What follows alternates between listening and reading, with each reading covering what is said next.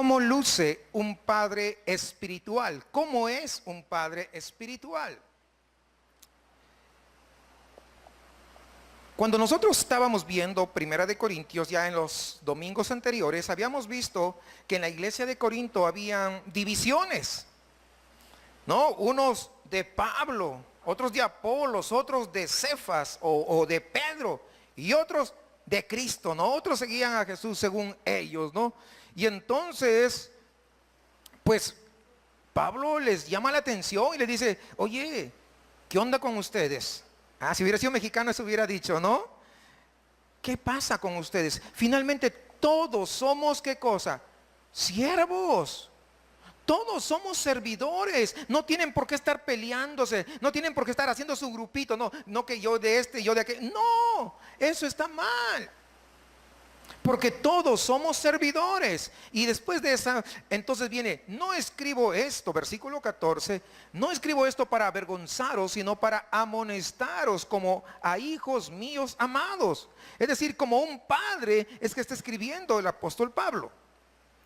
Porque aunque tengáis 10,000 años en Cristo, fíjese usted, aunque tengáis muchos líderes por allí, no tendréis muchos padres, pues en Cristo Jesús yo os engendré por medio del evangelio. Es decir, yo soy su padre espiritual. Es lo que le estaba diciendo el apóstol Pablo. Por tanto, os ruego que me imitéis. Mire, eso sí está tremendo, ¿no? El apóstol Pablo diciendo, mírame, imítame, haz lo que yo hago. ¿Cuántos nos sentiríamos capaces de decir, a ver, hermano, usted haga lo que yo hago?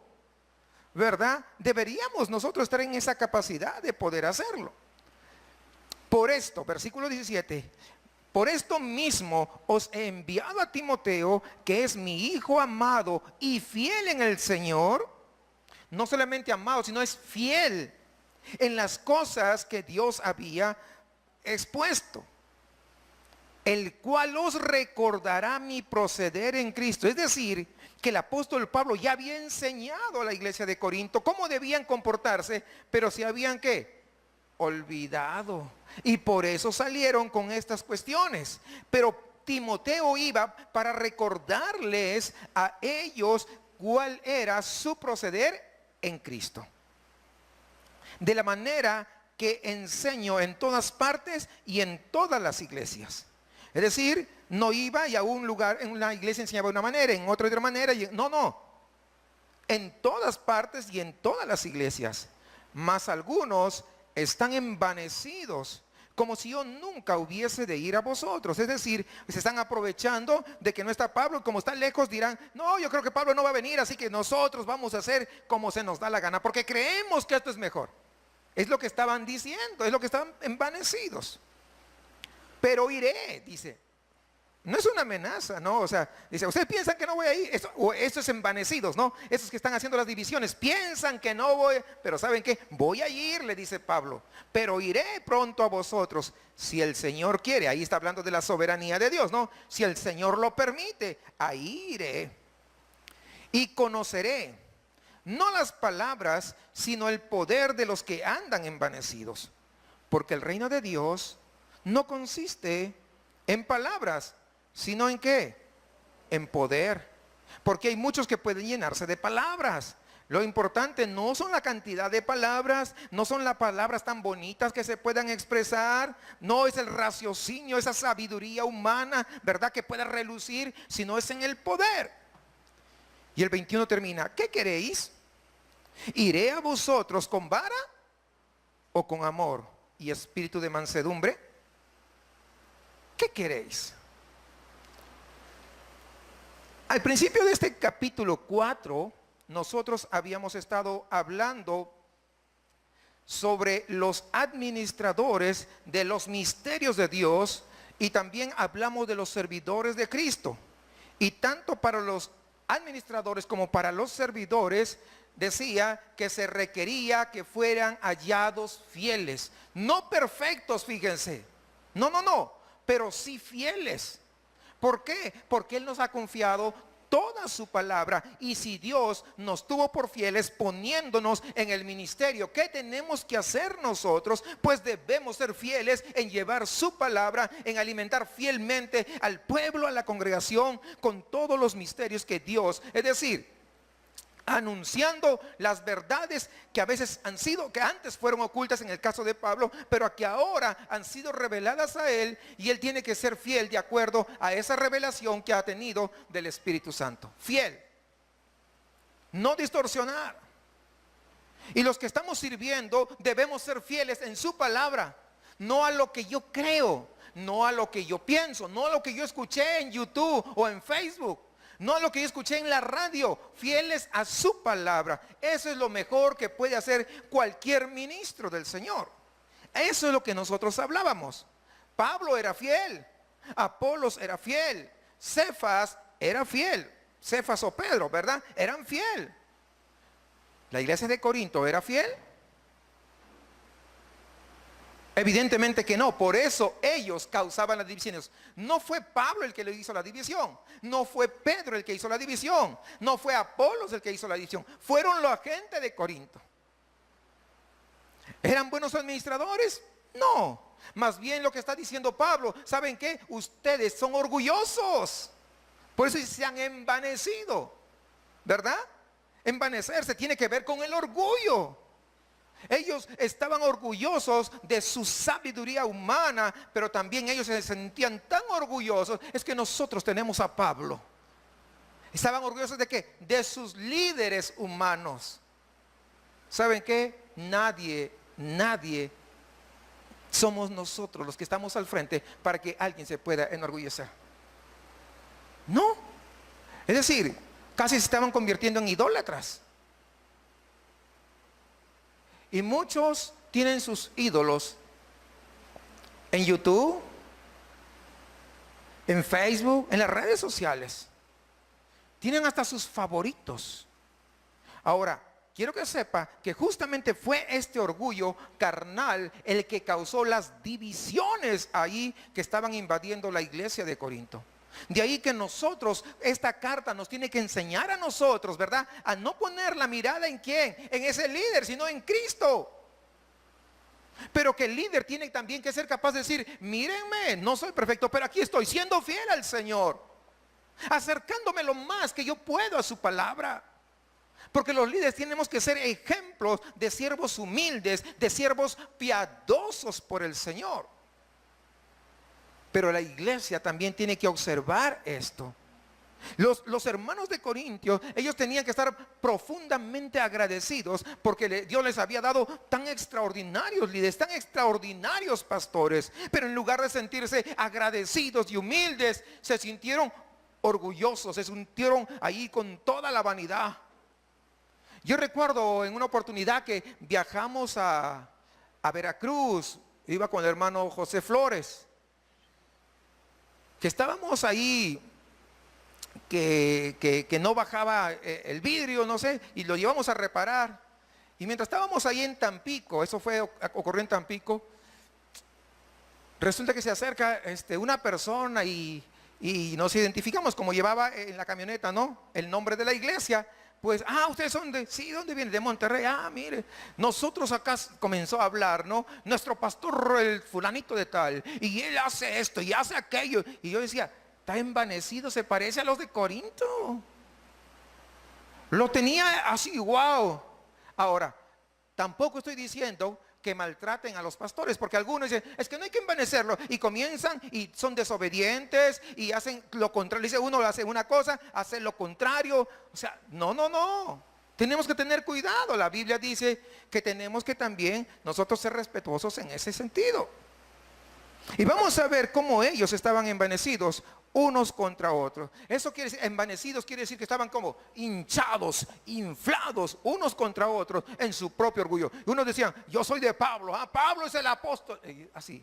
Y otros, no, Pedro, porque Pedro caminó, estoy suponiendo, ¿no? Porque estoy viendo los perfiles, no, es que Pedro caminó sobre las aguas, él sí era un verdadero. Y estaban cada quien, ¿verdad? Hablando de una y otra manera. Entonces Pablo, como un verdadero padre espiritual, ¿qué hace? Él expresa su preocupación, él muestra ese interés que un padre tiene por sus hijos. Hablo espiritualmente, pero también se da cuando tenemos hijos biológicos. Debe haber una preocupación. ¿Y qué hace el apóstol? Él se esfuerza por enseñarle a la gente de Corinto, ¿verdad?, cómo deben comportarse. Y después de haber hecho toda una argumentación que empieza desde los inicios de esta epístola, ahora Pablo concluye en este asunto de las divisiones con una advertencia final, que es lo que vamos a ver el día de hoy. En estos versos aprendemos algo más acerca de cómo se deben resolver los problemas en la iglesia. Número uno, si usted se da cuenta, hay que tratar el asunto de forma inmediata. No hay que posponerlo. No. Mire el versículo 16 y 17. Dice, por tanto, si están en capítulo 4, ¿verdad? Muy bien. Por tanto, os ruego que me imitéis. Por esto mismo os he enviado a Timoteo, que es mi hijo amado y fiel en el Señor, el cual os recordará mi proceder en Cristo, de la manera que enseño en todas partes y en todas las iglesias. Ya les decía hace un ratito, creo que decir el día de hoy, imítenme a mí, muchos no quieren decirlo, porque internamente sabemos qué cosa, que por ahí, ¿verdad?, no estamos obedeciendo al Señor como debiéramos. Como padres físicos, como padres biológicos, nuestro trabajo es ser un ejemplo para nuestros hijos, ejemplo en conducta. A mis hijas, por ejemplo, yo les digo, usted me ha visto hacer tal cosa cuando ellas hacen algo que no está correcto. ¿Usted me ha visto hablar de esa manera? ¿Usted ha visto que yo me comporto de esa forma? O sea, yo tengo que ser capaz. Digo, ¿en qué te he dado un mal ejemplo? Dímelo de repente, sin yo darme cuenta, he dado un mal ejemplo. Y le digo, a ver, explíquenme. Tienen toda la libertad. A ver, dígame, ¿en qué he dado un mal ejemplo? Y es la forma como nosotros tenemos que hacer. Es muy valioso. Ahora, como padres espirituales, nuestro trabajo es ser un ejemplo para otros, porque así lo estableció el Señor. Por eso Pablo dijo, hagan lo que yo hago. Hagan lo que yo hago. ¿Quién puede decir esto sin problema y sin hipocresía? Muy pocos tienen la autoridad de decir, imiten así como yo hago. Se ha perdido esta autoridad. ¿Por qué? Porque se ha perdido la obediencia a la palabra de Dios. De hecho, todos los servidores deberían ser capaces de decir, no, imítenme a mí, hagan lo que yo estoy haciendo. Todos los servidores deberían decir. Y yo te pregunto, ¿estás dispuesto a que te imitemos?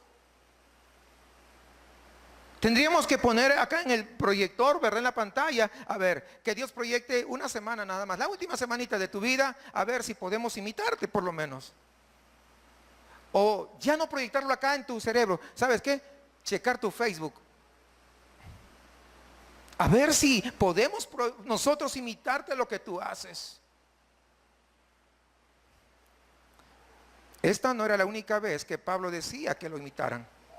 Es decir, esto demuestra que Pablo tenía un carácter que se ceñía a lo que Dios había establecido en su palabra. Y esto lo vamos a ver, por ejemplo, cuando lleguemos al capítulo 11. Pero él también les escribió en Filipenses capítulo 3, versículo 17. Hermanos, sed imitadores de mí y mirad a los que así se conducen según el ejemplo que tenéis en nosotros. Fíjense, qué tremendo, qué extraordinario. Entonces nosotros, que somos servidores, tendríamos que, como dicen en Perú, poner las barbas en remojo. Tenemos que, pues, comenzar a trabajar para que otros puedan imitarnos a nosotros.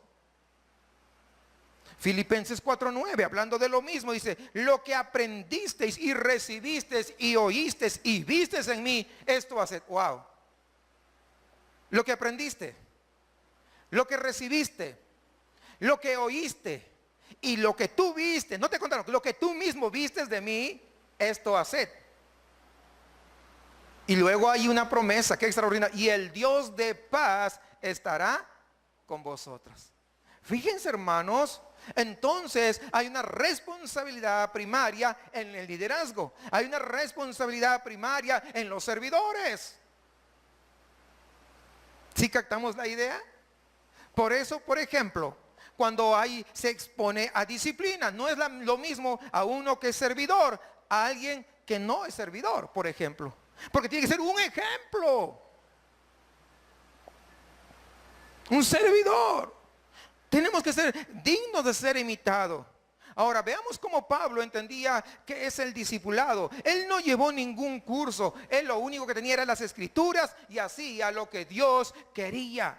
Pablo, en este caso, que se había presentado esta situación allá en Corinto, él no podía ir personalmente, pero eso no es algo que lo detuvo para que no hiciera nada. Algunas, ay, es que fíjese, se me presentó otra cosa y ya no.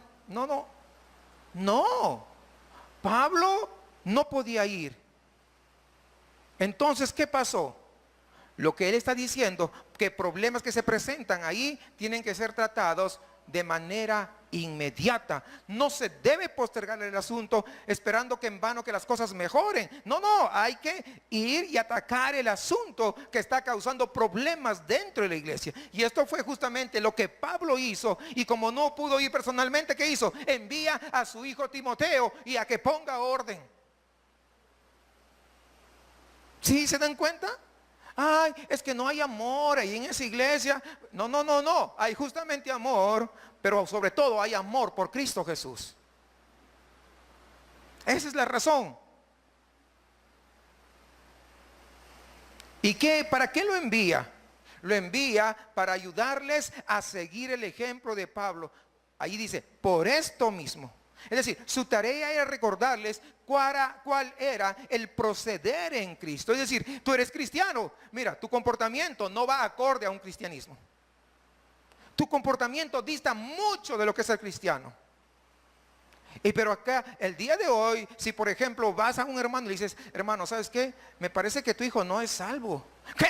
¿Qué te has creído tú? Pero sé qué, en lugar de agradecer, decir, gracias hermano, gracias pastor, ¿sabe qué? Usted tiene razón, ayúdeme a orar para que Dios en su misericordia, ¿verdad? Trate con su vida y que él pueda reconocer y que él pueda poner su fe en Jesucristo, que él pueda arrepentirse y que también llegue a ser salvo. En lugar de ponerse, como gato boca arriba.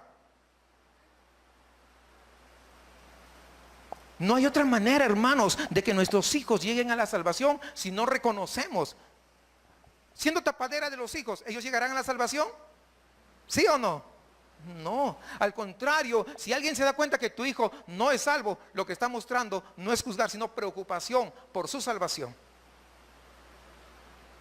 Lógicamente que mucho depende cómo se diga.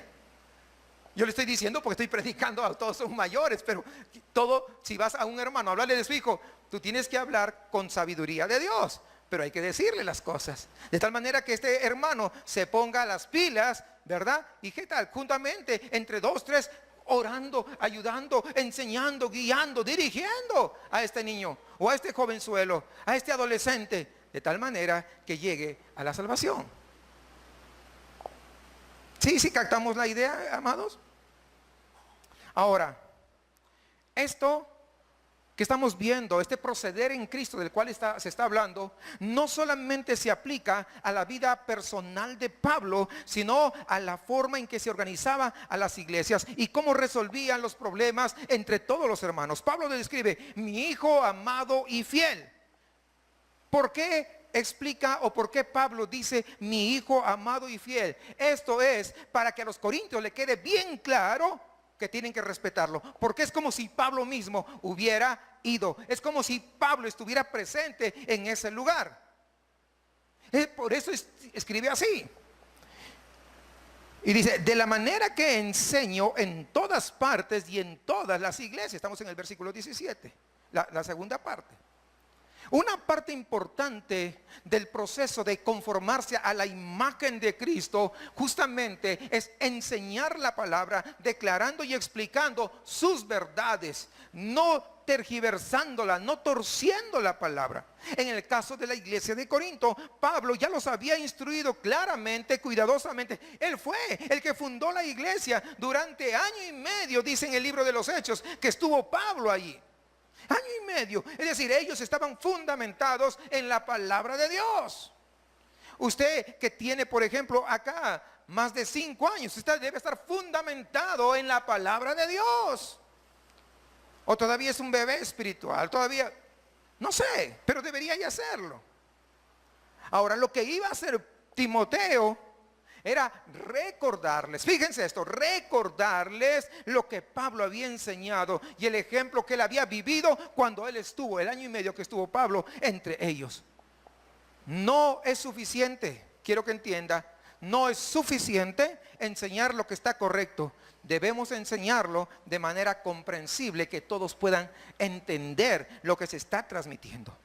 Debemos hablar con sencillez la palabra de Dios, también en amor. Efesios 4:15 nos dice, sino que siguiendo la verdad en amor. Debemos siempre seguir la verdad. Si entendemos eso, que siempre debemos seguir la verdad, pero ¿cómo tiene que ser? En amor. Crezcamos en todo, en aquel que es la cabeza, esto es Cristo. Nuestro objetivo entonces, hermanos, no es impresionar a nadie, no es demostrar nuestro conocimiento bíblico, sino ayudar en el proceso de que mi hermano y mi hermana lleguen a ser como Cristo. No es impresionar, no es que me vean, ay, mira qué chido que predique el pastor. No, pues hay muchos que predican mejor que yo, hermanos. No es impresionar, ser fieles a la palabra. Y es mi deseo que tú llegues a ser como Cristo. A veces te va a doler un poquillo, ¿verdad? Como todo. Pero esas palabras, quiero que entiendas, son con amor, porque me interesa la salvación tuya.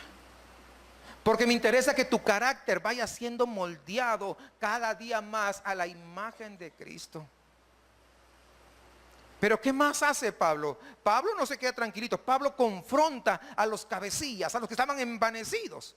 Pasemos al versículo 18. Dice, más algunos. Fíjese esa palabra, algunos. Eso significa no toda la iglesia, pero habían algunos que están, ¿qué cosa? Envanecidos. Como si yo nunca hubiese de ir a vosotros. Aquí entonces podemos ver dos cosas. La primera cosa que rápidamente podemos observar es la dificultad que Pablo ha venido enfrentando, ¿verdad? Proviene en primer lugar de dentro de la congregación. No hay agitadores de afuera, no son enemigos externos, sino dentro de la misma congregación. Algunos se han envanecido a favor de Pablo, algunos se han envanecido a favor de Apolos. El problema entonces no era sencillamente una división interna, porque ellos estaban mostrando cierto favoritismo a uno o a otro de los líderes. Algunos de estos miembros, ¿sabe qué pasaba? Estaban decididos ir en contra de Pablo. Es decir, yo soy de Apolos y Pablo me interesa un comino. O me interesa un cacahuate, para ser más mexicano. Eso es lo que ellos estaban. Entonces, los enemigos eran internamente. En segundo lugar, lo que dice este versículo, ¿verdad? Que aunque toda la congregación completa no estaba infectada, pero probablemente en diversos grados estos instigadores del problema son un grupo pequeño, pero de alguna manera habían querido sembrar esa cizaña, ¿verdad?, de división. Habían algunos, dice, y esos eran los cabecillas, pero Pablo sabe que lo importante es identificar justamente estos cabecillas y tratar con ellos y no maltratar a toda la iglesia como si todos fueran los responsables, como si todos fueran los culpables. Fíjense, qué sabiduría, ¿no? ¿Por qué vas a sancionar a toda la iglesia? Imagínense que yo dijera, esta iglesia es una adúltera, vamos a suponer. No, hay que identificar quién está en adulterio. Esta es una iglesia mentirosa. Hay que identificar si hay un mentiroso o mentirosa. ¿Sí me entiende? Sí captamos la idea. Es decir, no podemos, ¿qué cosa? generalizar, hay que identificarlos. ¿Sí? Eso pues está mostrando Pablo. Por eso, y él dice, algunos, se dan cuenta muy claramente, algunos, ¿verdad? En la iglesia estaban envanecidos. Lo estaban porque ellos no pensaban que Pablo realmente iría a Corintio. Por eso es que se atrevían a oponerse a él. Es como que el pastor sale de repente de la congregación a ejercer a trabajo ministerial, y entonces aprovechan la ausencia del pastor, ¿verdad? Por unos días, y alguien dice, mira lo que el pastor dice no es cierto, y vamos a hacerlo de esa manera, porque aquí hay no sé qué, que no sé cuánto, y otro dice, no, acá mejor, y comienza. Porque no creo que venga rápido. Normalmente yo no salgo de acá, ¿verdad? Pero estoy más o menos poniendo el ejemplo para comprender. Entonces, ¿qué se hace frente a estas situaciones? Ya Pablo actuó, ya Pablo envía a Timoteo, pero además va a ejercer esa autoridad espiritual como padre espiritual de todos ellos. Eso es lo que se tiene que hacer. Dice versículos 19 y 20. Pero iré pronto a vosotros, si el Señor quiere, y conoceré, no las palabras, a mí no me vengan con palabritas, sino el poder de los que andan envanecidos, es decir, de los orgullosos, de los cabecillas que están ahí, ¿verdad? Encabezando esto. De los que andan envanecidos, porque el reino de Dios no consiste en palabras, sino en poder. Y yo esto a mí me dice, no las palabras, sino el poder. Y mire, yo lo tengo en varias versiones y quisiera que me permitan leérselos. Esta misma, solamente esta parte, exactamente esa parte, muy bien. Dice en la Biblia de las Américas, dice, y conoceré no las palabras de los arrogantes, sino su poder. Y en la Nueva Versión Internacional, fíjese lo que dice, es lo mismo, pero en la versión internacional dice, y ya veremos no solo cómo hablan, sino cuánto poder tienen estos presumidos que se han creído. No, ese es de mi cosecha, ¿verdad? Eso no dice la Biblia. Bueno, Nueva Traducción Viviente, mira, para que veamos, ¿verdad? Lo que quiere Pablo ahí hablar, dice, entonces comprobaré si esos arrogantes solo dan discursos pretenciosos o de verdad tienen el poder de Dios. Luego, la última que tengo es la Biblia de Jerusalén, latinoamericana, dice, entonces conoceré no la palabrería de esos orgullosos, sino su poder. Algo que nunca debemos olvidar es que todos los problemas en la iglesia tienen una raíz espiritual, todos, hermanos. ¿Cómo lo sabemos? Pues Efesios capítulo 6, versículo 10 al 12 nos dice, por lo demás, hermanos míos, fortalecidos en el Señor y en el poder de su fuerza, vestidos de toda la armadura de Dios para que podáis estar firmes contra las acechanzas del diablo. Porque no tenemos lucha. ¿Contra quién? Sí, contra el hermano. No. Contra sangre y carne, sino contra principados, contra potestades, contra los gobernadores de las tinieblas de este siglo, contra huestes espirituales de maldad en las regiones celestes. Entonces, si entendemos que esto es algo espiritual, entonces no basta, fíjense esto, no basta con tratar, ¿qué cosa? La parte humana, sino confrontar a los poderes espirituales. El envanecimiento que estaba afectando los cabecillas no era simplemente de orden humano, sino que era una treta de Satanás que se estaba permeando ahí dentro de la iglesia. Tenemos que recordar, escúcheme esto, la voluntad de un niño debe ser quebrantada, pero no destruida. ¿Por qué? Los niños por naturaleza, ¿cómo son? Rebeldes. Y hay que quebrantar esa voluntad, pero nunca hay que destruirlo. Cuando, por ejemplo, se tiene un potrillo, vamos a decir, ¿verdad? Y no hablo de Alejandro Fernández, ¿verdad? Cómo se ríen, ya lo conocen, ¿verdad? ¿Qué hace? Normalmente no se deja, así es un inútil ese potrillo, porque no se deja montar, no sirve para nada, ¿verdad? Además es peligroso. ¿Hasta qué? Hasta que se le doma. Pero una vez que aprende a obedecer, ese potrillo se convierte en bueno y además en muy útil. ¿Sí comprenden la idea? ¿No? El paralelo. El orgullo, hermanos, es una cosa terrible en la vida cristiana y en la iglesia. Muy terrible. Pero no tenemos que ir y destruir a esa persona orgullosa. No tenemos que echarlo fuera. Tenemos que con la palabra, el poder de Dios, que su orgullo se vea que hecho pedazos, para que de ahí florezca esa nueva criatura y sirva que dentro de la iglesia para honra y gloria de nuestro poderoso Dios. ¿Sí entienden? No es destruir a alguien, no.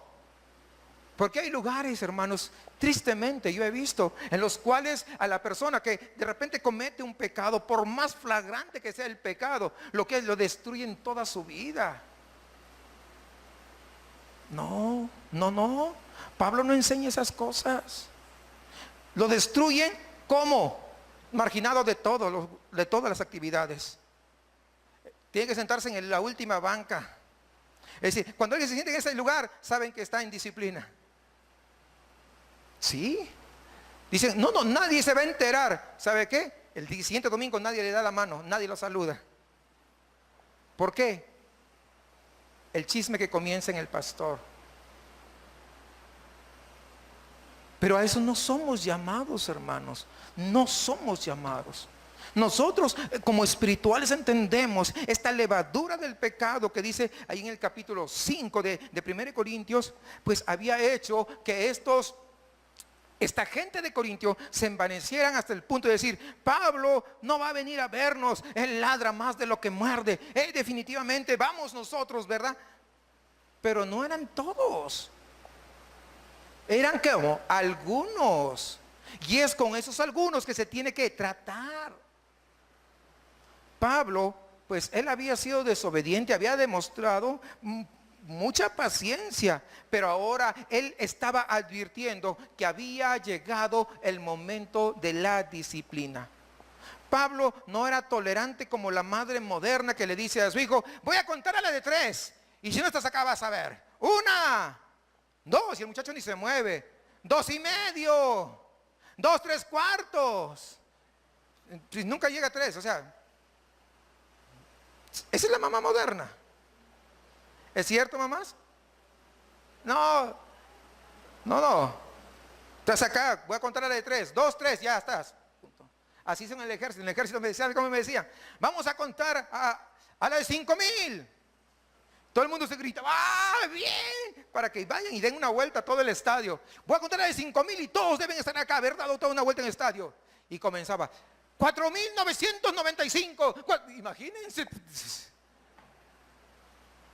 Pero las madres modernas son así. Pablo no iba a estar acá. La madre moderna dice, esta es la última vez que te voy a decir que es la última vez. Qué increíble. Pablo fue un padre fiel, y un padre fiel tiene que disciplinar a sus hijos. ¿Cuántos están de acuerdo? Bueno, eso ya lo hemos explicado con la serie que hemos tenido, ¿verdad? Criando hijos centrados en el Evangelio. ¿Recuerdan? Que fue una gran bendición. Entonces, sí, eso es lo que tenemos que ser, ¿no? Padres fieles al Señor. No es suficiente entonces enseñarles y ser un ejemplo ante ellos, sino que también se debe castigar su rebelión cuando ellos se niegan a obedecer. Pablo hubiera preferido, si usted se da cuenta en la lectura, él hubiera preferido ir con mansedumbre, él hubiera preferido ir de la mejor manera en referente a esta situación que se estaba presentando, pero la actitud que se había levantado ya no permitían esas cosas. Estaban como inflados, es lo que dice la palabra envanecido, ¿no? Orgullosos. Su orgullo los había llevado a la desobediencia. Incluso esos algunos resistían a Pablo en todo momento. Decían, no, lo que Pablo dice, no sirve. Mire, esto es. Los judaizantes querían, no, mira, lo de Pablo está bien, pero además tienes ¿qué cosa? Que practicar la ley. O sea, querían que regresaran. Es decir, estos hermanos de Corinto, como niños caprichosos que desafían la autoridad de su padre, se atrevieron ¿a qué? A desafiar al mismo apóstol Pablo. Yo no creo que va a regresar, así que nosotros somos acá los que mandan. Es más, algunos tal vez estaban ahí. ¿Saben que Pablo él sabe muy bien que no tiene nada que hacer acá.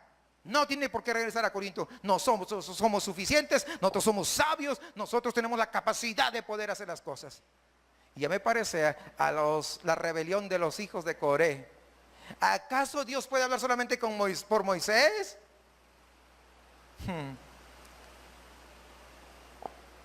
Cuidado, no, o sea, tenemos que tener cuidado. ¿Y qué hace Pablo? Como un padre espiritual, él acepta el reto de estos hijos insolentes, ¿no? Pueden hablar mucho, pero ¿qué pueden hacer? ¿Qué resultados espirituales ellos pueden mostrar? ¿Acaso sus palabras bonitas, sus palabras excelsas hacen que los pecadores se arrepientan de su forma de vivir y se conviertan en gente salva, en gente de fe? ¿Hace eso las palabras bonitas? Evidentemente que no. Pueden predicar de lo más bonito, pero eso no transforma los corazones de ningún pecador, de ninguno. Donde Dios gobierna el corazón y guía la lengua de los mensajeros del evangelio, es ahí donde va a haber esos resultados, ¿verdad? Porque dice su palabra ahí en Isaías capítulo 55 versículo 11: mi palabra no volverá vacía. Pero está hablando de quiénes, en la boca de gente fiel, sino que hará lo que yo quiero y será prosperada en aquello para lo cual, ¿verdad?, la envié. Dios no le hace esta promesa, hermanos, a los que se jactan de su propia sabiduría, a los que se jactan de su entendimiento, de su inteligencia. La prueba final de la sabiduría siempre va a ser, ¿qué cosa? Poder, vidas transformadas, vidas cambiadas. Eso es, porque no es el pastor, no es el predicador, es el poder de la palabra de Dios la que va obrando, la que va cambiando, la que va transformando y la que va haciendo que nosotros podamos comprender cuál es nuestra postura, nuestra posición delante de Dios y cómo tenemos que hacer nosotros. Si nosotros venimos a los tiempos modernos, ¿acaso pueden los psicólogos o los filósofos llevar la carga, romper las cadenas, apagar las pasiones, reconstruir una humanidad que había sido divina? No, evidentemente que no pueden. Solamente el mensaje de la cruz es simple y sencillo, es el que tiene el poder para poder hacer eso. Porque el reino de Dios no consiste en palabras, dice, no, en el versículo 20, sino en poder. Porque el reino de Dios no consiste en logos, sino en dinamis, en poder. La verdadera acción no está donde ellos están tratando de colocarla, en la sabiduría meramente humana que se gloría en los hombres. Lo que a Pablo le interesa, ¿qué cosa es? Es el reino de Dios, no la palabrería. El reino de los cielos. Existe un contraste muy marcado entre palabras y poder, entre dichos y hechos. Del dicho al hecho hay mucho trecho. Ya estaba dicho acá, ¿se dan cuenta? Porque eso es exactamente lo que está diciendo, en otras palabras. Los corintios que se estaban portando arrogantes, ellos no tenían problema de hablar a lo grande, de hablar fluidamente, de la manera en que hacen frecuentemente los niños. Pero ¿sabe qué? Ellos no podían respaldar con poder su palabra. Cuando digo con poder, es con su andar, con su caminar, con su forma de ser. Su religión entonces era meramente palabras, palabras, palabras, palabras. Y el día de hoy hay muchos que se dejan envolver solamente con meras palabras, pero no hay poder. Porque pueden asistir el domingo a la iglesia, pero salen igual. No digo que tengas una experiencia así, no. Porque la palabra va obrando poco a poco. Cuando de pronto te das cuenta, oye, mira, ya dejé el chisme. Antes a mí me habían nombrado corresponsal de multimedios, pero ahora me doy cuenta que ya no. Es que ya no soy chismoso, ya no soy chismosa. Hasta Info7 me quería contratar, a ver, porque yo se sabía la noticia de toda la colonia. Pero ahora mi lengua ha cambiado. ¿Cómo cambió? Por el poder de la palabra. Eso no cambia de la noche a la mañana simplemente por escuchar palabras bonitas. ¿Se dan cuenta? Es lo que está diciendo acá. Pablo, él estaba preparado para poder respaldar sus propias palabras. ¿Con qué? Con poder, con acciones que van a revelar, ¿qué cosa? El pecado que había dentro de sus corazones, y también contrastarlo contra ¿qué? Contra la santidad de Dios. Es lo que Pablo estaba haciendo, y esa es la razón por la que envía a Timoteo. No solamente, hermanos, lo envió para poder salir de ese asunto, sino para poder presentar quién es Pablo, enviado directamente por el Señor. Ahora, tenemos que tener claro algo. El envío de Timoteo era solamente un paliativo, no era la solución. Lo que era necesario era que el mismo Pablo pudiera viajar a fin de poner orden dentro de la iglesia. Y al ir, lo que pensaba hacer era confrontar a aquellos justamente que estaban causando problemas en la iglesia, a fin de probar la autoridad que él tenía, esa autoridad que él tenía frente a la autoridad que ellos pretendían tener, porque ellos no tenían autoridad. El que tenía la autoridad era el apóstol Pablo. Y claro, Pablo como apóstol, él sabe que tiene la autoridad espiritual a fin de poner orden en la iglesia. Como líderes nosotros tenemos que saber qué autoridad tenemos. No tenemos la autoridad de solapar a nadie. A nadie.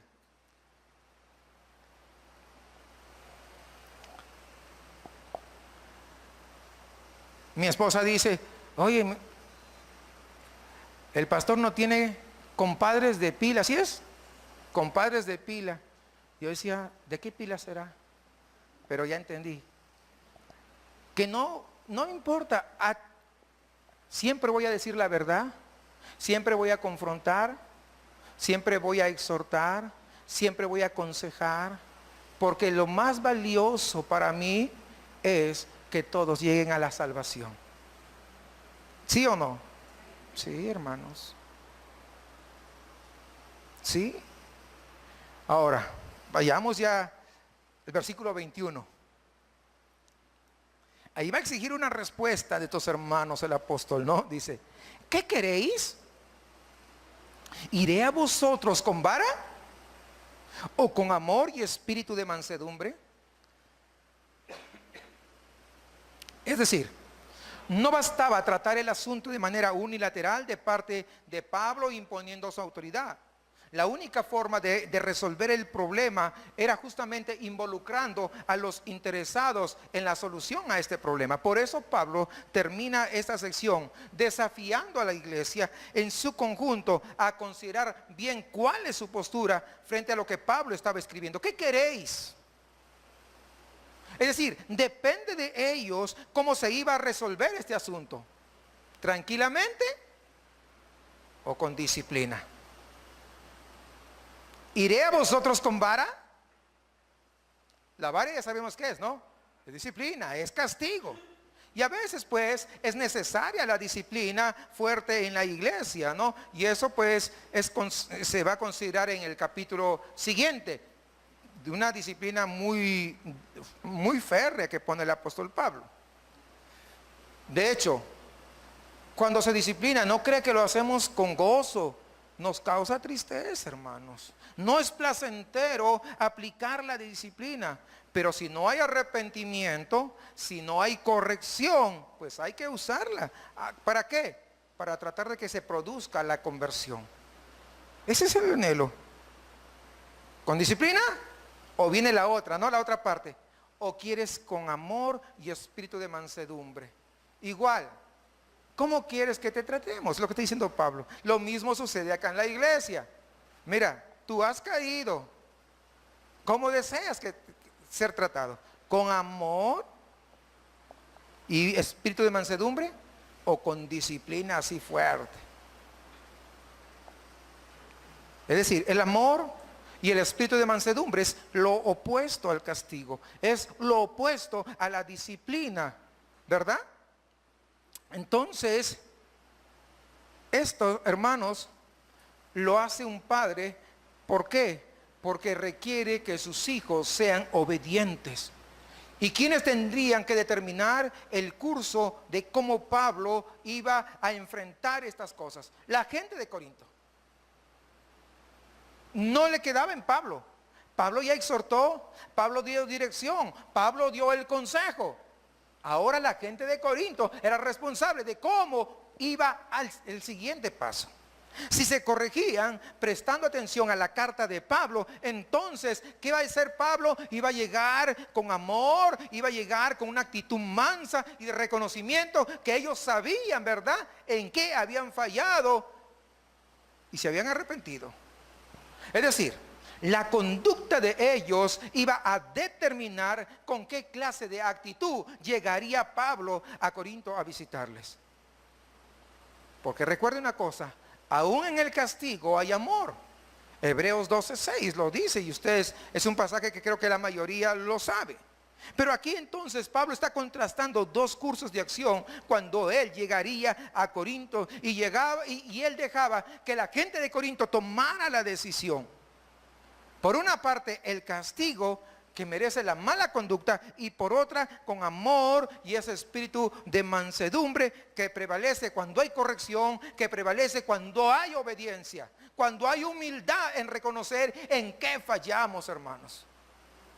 Y es lo que tenemos que hacer. Nunca confundamos la mansedumbre con la debilidad. Nunca. El manso en realidad es fuerte. ¿Por qué? Porque tiene su fuerza bajo control. ¿Se da cuenta? No nos confundamos. Recuerden, Mateo 11 nos dice que Cristo era como manso y humilde. A veces se oye decir que pues que el pastor a veces está predicando, ay, hoy día tuve que venir con mi casco porque qué duro es el mensaje. Bueno, es probable que te caiga a ti, porque tú eres el que esa palabra está redarguyendo tu vida, está tu corazón, ¿verdad? Y entonces tal vez tú seas uno de los que le está cayendo el mensaje, por eso piensas así. A otros que de repente no les cae directamente, va a decir, no, yo no estoy en eso, ¿verdad? Pero me sirve para que yo no caiga en eso. Y agradece al Señor por la oportunidad valiosa que nos da, ¿sí o no? De poder a tiempo, ¿qué cosa? Advertirnos para que no caigamos en esas situaciones. Ahora, si no fueran por problemas, ¿verdad?, que se presentaran en la iglesia de ninguna naturaleza, pues el pastor no tendría que tratar estos asuntos, ¿verdad? Nada. Pero como todos nosotros tenemos esa naturaleza caída, ¿verdad?, que quieras o no, una cosa, otra cosa y otra cosa, entonces tenemos que nosotros no eximirnos de predicar todo el consejo de la palabra de Dios, como dice también el apóstol Pablo. Si la iglesia quiere que el predicador les hable solamente puro amor, pura mansedumbre, ¿no? Entonces, pues tienen que ser santos, tienen que ser amorosos, tiene que haber mucha mansedumbre. Y a veces no lo hay. Entonces la predicación pues entonces tiene que ir para que haya corrección, para que haya corrección. Muchos quieren portarse carnalmente y aún así la predicación quieren que sea, wow, lisonjera, ¿verdad? Suaves, que le haga una música así al oídito, pero portándose carnalmente. No es posible. Pero cuando uno, como mensajero de Dios, que respeta la voluntad revelada de Dios, no estamos en este lugar para complacer a ningún ser humano. Estamos para decir lo que Dios desea exponer a su pueblo. Porque el pastor viene de parte de Dios y está predicando delante de Dios, y por temor y reverencia a Él es que siempre tiene que ser fiel a su palabra.